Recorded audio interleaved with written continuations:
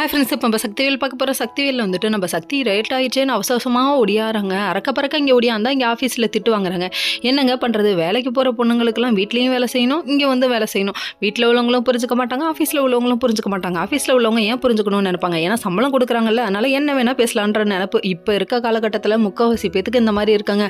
ஒரு பிஸ்னஸ் ஆரம்பிச்சிட்டா அதுக்கு 10 பேரை வேலைக்கு வச்சிட்டாங்கன்னா என்ன வேணால் பேசலான்ற நினப்பு ஒன்று இருக்குது.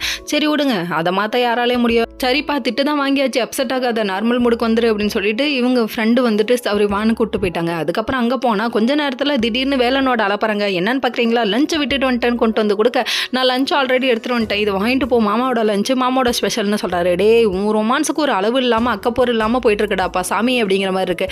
கடைசியில் பார்த்தா இங்கே ஓப்பன் பண்ணி பாருங்க, இங்கே வந்து சக்தி ஓப்பன் பண்ணி பார்க்க மல்லிகைப்பூ வாசம் மனமனேன்னு இழுக்க எல்லாரும் வந்து ஆஃபீஸில் என்னாச்சு எங்கே மல்லிகைப்பூன்னு சொல்லி கேள்வி கேட்க ஆரம்பிச்சிட்டாங்க. அதுக்கப்புறம் பக்கத்தில் இருக்கவங்க டிஃபன் பாக்ஸ் வாங்கி பார்க்க மல்லிகைப்பூ வச்சு கொடுத்துருக்காரு அவங்க அத்தா அப்படின்னு சொல்லிட்டு மல்லிகைப்பூ வச்சு வாடுதுன்ற ஒரு பாட்டை போட்டு விட்டாங்கப்பா அப்படிங்கிற மாதிரி இருக்குது. அதுக்கப்புறமா வேலைன்னு ஃபோன் பண்ண, மாமா எப்படி தெரியாமல் கொண்டு வந்து கொடுத்தேன் பார்த்தீங்களான்னு பெருமை பார்த்தது எருமை வேலை, இது ஒரு பெருமை அப்படிங்கிற மாதிரி ஆயிடுச்சு.